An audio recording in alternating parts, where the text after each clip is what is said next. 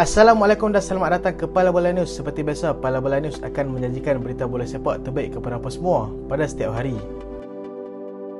Segalanya sudah lengkap buat Lionel Messi. Kejayaan Lionel Messi untuk membawa Argentina menjadi juara Piala Dunia semalam merupakan detik paling kemuncak dalam kerjaya bola sepaknya. Argentina berjaya mengatasi Perancis melalui penentu sepakan penalti selepas keputusan berakhir dengan seri 3-3 selepas 120 minit permainan. Walaupun Argentina bermula dengan langkah kiri apabila tewas mengejut 2-1 kepada Arab Saudi pada perlawanan pembukaan mereka, itu sebenarnya titik kesedaran untuk mereka supaya tidak memandang rendah kepada setiap lawan yang ada dalam kejuaraan terbesar di dunia ini. Messi gagal memperoleh anugerah kasut emas selepas tewas kepada Kylian Mbappe yang meledak hat-trick dalam final kali ini, tetapi dia berjaya membawa pulang anugerah bola emas, anugerah sarung tangan emas untuk penjaga gol mereka iaitu Emiliano Martinez, anugerah pemain muda kejohanan yang dimenangi oleh Enzo Fernandez. Sudah cukup membuktikan yang mereka cukup dominan dalam kejohanan berprestij ini.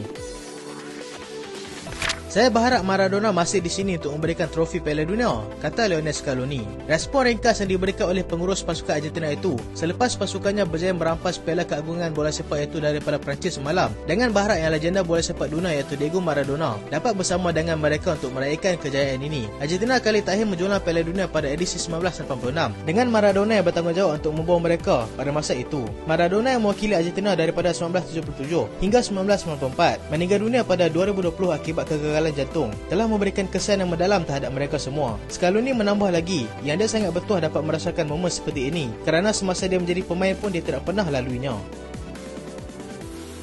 Ini bukan masa yang sesuai untuk memperkatakannya, kata Hugo Lloris. Kapten pasukan Perancis, Hugo Lloris, memberitahu yang ini bukan masa yang sesuai untuk memperkatakan mengenai masa depannya bersama pasukan Perancis. Dia yang kini berusia 35 tahun, merupakan antara pemain paling lama memegang jawatan itu dalam pasukan Perancis dan sudah membuat penampilan sejak 2010 lagi. Dia yang ditemu ramah selepas mereka tewas kepada Argentina dilihat tenang dan tidak mahu membincangkan adakah beliau akan bersara daripada peringkat antarabangsa kerana dia merasakan yang dia masih mampu untuk bermain lagi. Sudah semestinya dia sangat kecewa dengan kekalahan ini, tetapi dia tetap berbangga kerana berjaya marah sehingga ke final, dan itu bukan mudah untuk dilakukan. Fokus mereka selepas ini adalah Euro 2024 dan jumpa lagi di sana, balasnya lagi. Kenapa Messi pakai jubah semasa jualang Piala Dunia? Lionel Messi dilihat dipakaikan jubah oleh Tamim bin Hamad Al Thani dan Gianni Infantino semasa menerima Piala Dunia malam tadi, menimbulkan sedikit tanda tanya kepada para penonton yang melihatnya. Tamim yang juga Emir of Qatar memakaikan Messi dengan jubah bersalur emas yang dipanggil Bish sebagai simbolik kepada pakaian rasmi yang dipakai oleh masyarakat Arab dalam setiap majlis rasmi mereka. Mereka memberikan penghormatan kepada pemenang untuk memakainya kerana ini adalah pertama kali Piala Dunia dianjurkan oleh negara Arab dan juga sebagai memperkenalkan sebahagian daripada budaya mereka. Didier Deschamps akan buat keputusan awal tahun depan. Pengurus pasukan Perancis Didier Deschamps akan membuat keputusan mengenai masa depannya bersama pasukan Perancis pada awal tahun depan. Perkara ini terus menjadi tumpuan selepas terdapat desas-desus di mana Zinedine Zidane akan mengambil alih pasukan sekiranya dia meletakkan jawatan. Dia sudah membawa Perancis melalui final di 3 kejohanan utama dan berjaya memenangi kejohanan Piala Dunia 2018, merupakan pencapaian terbaik beliau. Dia juga turut memberikan ucapan tahniah kepada Argentina dengan menyifatkan mereka sememangnya layak untuk mendapatkannya. Presiden Perancis ada dilihat bersama dengan Deschamps dan berkata dia cuba memujuk pengurus itu untuk kekal memimpin Perancis, tetapi keputusan adalah terletak di tangan Deschamps sendiri. Dia adalah pengadil terbaik di kejohanan, kata Mike Dean. Bekas pengadil Liga Perdana Inggeris Mike Dean memuji persembahan yang ditunjukkan oleh pengadil final Piala Dunia iaitu Szymon Marciniak yang berasal daripada Poland. Dia berjaya memberikan keputusan yang sangat meyakinkan dalam mengimbangi perlawanan supaya menjadi tidak terlalu intens sehingga mengganggu tempo permainan. Antara keputusan pengadil yang menjadi tumpuan adalah ketika memberikan kad kuning kepada Marcus Thuram yang dilihat seperti menjatuhkan diri dalam kotak penalti, tapi sebenarnya hanya menjatuhkan diri. Dia yang turut berada dalam Stadium Lusail turut merasa tekanan yang dialami pengadil tersebut, tetapi dapat ditangani oleh Szymon dengan berjaya. Terlalu banyak pertikaian mengenai cara pengadil mengadili permainan sebelum ini, tetapi Szymon Marciniak telah berjaya meletakkan penanda aras yang baru bagi semua pihak kembali menghormati mereka dalam mengadili sebuah perlawanan. Amrabat lebih mahu Liverpool daripada Spurs. Pemain Maghribi dan juga Fiorentina itu memberitahu yang dia lebih mahukan Liverpool berbanding Spurs yang semakin kuat kabar angin untuk mendapatkannya. Dia yang berusia 26 tahun itu kini menjadi perhatian kepada sebahagian besar kelab-kelab ternama Eropah selepas berjaya membantu Maghribi marah sehingga ke separuh akhir dalam Piala Dunia tempoh hari. Dia juga berjaya membuat penampilan untuk kesemua perlawanan yang melibatkan pasukan Maghribi ataupun yang lebih dikenali sebagai The Atlas Lion. Conte dilaporkan berminat dengannya, tetapi dia lebih suka untuk ke Liverpool kerana peluang untuk dia memenangi trofi adalah lebih cerah, ujarnya tersenyum.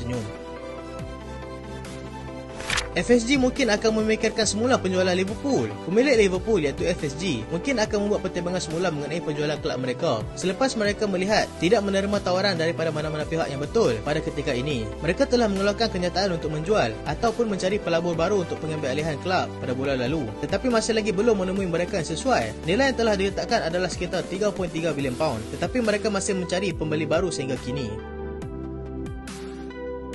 Chelsea mungkin akan lupakan Rafael Leao. Chelsea mungkin akan melupakan pemain sayap AC Milan Rafael Leao selepas mereka kini sudah sah menjadi pemilik kepada pemain RB Leipzig Christopher Nkunku. Chelsea sebelum ini membuat perkiraan untuk mendapatkan Rafael Leao daripada AC Milan seandainya mereka gagal memutamatkan perjanjian dengan pemain RB Leipzig itu. Meskipun medical check-up sudah dilakukan awal-awal lagi, Nkunku bagaimanapun sedang melakukan proses pemulihan daripada kecederaan yang dialaminya semasa latihan persediaan mereka untuk menyertai Piala Dunia bulan lalu.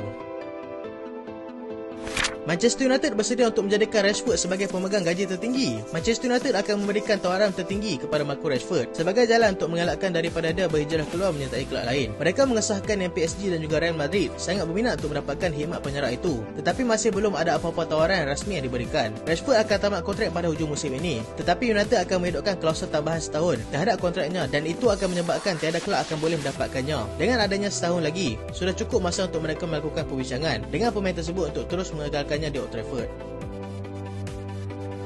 Jika ada tawaran yang baik, saya tidak akan menolak, kata Ruben Nistelrooy. Pengurus pasukan PSV itu berkata mengenai masa depan pemain bintangnya iaitu Cody Gakpo, yang dia sendiri akui tidak akan menolak sebarang kemungkinan akan meninggalkan mereka pada Januari nanti. Cody Gakpo sudah dikaitkan dengan beberapa kelab ternama di Eropah dan Manchester United kini sedang berada di hadapan dalam usaha untuk mendapatkannya atas hubungan Nistelrooy dengan bekas majikannya itu, tetapi masih belum ada tawaran rasmi lagi. Dia juga tidak menolak jika ada mana-mana kelab yang datang memberikan tawaran yang lebih baik untuk mendapatkan pemain muda berbakatnya itu.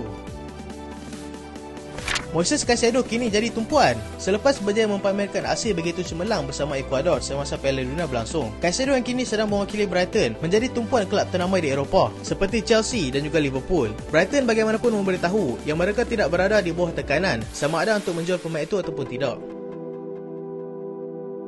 Marcos Asensio akan cuba buat rundingan baru. Pemain antarabangsa Spanyol itu akan cuba membuat rundingan baru bersama klubnya iaitu Real Madrid mengenai masa depan dia di sana. Dia semakin kurang diberikan minit permainan oleh pengurus Ancelotti. Mungkin akan membuat keputusan berhijrah jika mendapati yang dia sudah tidak sesuai lagi untuk terus berada di sana. Jose Mourinho mungkin akan pertimbangkan tawaran Portugal. Pengurus pasukan yang lebih dikenali dengan gelaran The Special One itu mungkin akan mempertimbangkan tawaran yang telah diberikan oleh Portugal untuk membimbing mereka di sepanjang pusingan kelayakan Euro 2024 dan seterusnya. Tetapi pihak Portugal seharusnya meyakinkannya terlebih dahulu dengan perancangan untuk masa hadapan sebelum dia membuat keputusan untuk meninggalkan pengalaman sebagai pengurus kelab selama 22 tahun itu. Messi pasti akan terus kekal di PSG, kata Nasser Al-Khelaifi, pemilik kelab Paris Saint-Germain. Nasser Al-Khelaifi berkata, dia akan cuba sedaya upaya untuk memastikan Lionel Messi terus kekal di PSG selama yang boleh. Barcelona dilihat mahukan Messi semula dan akan membawa masuk secara percuma sekiranya dia tidak melanjutkan kontrak di sana. Kabar angin untuk dia ke MLS juga sudah semakin perlahan selepas perkara tersebut dinafikan oleh ejennya. So itulah berita untuk kali ini dan terima kasih sebab tak sampai habis. Jangan lupa like, jangan lupa share, jangan lupa subscribe. Aku Soyan. Assalamualaikum.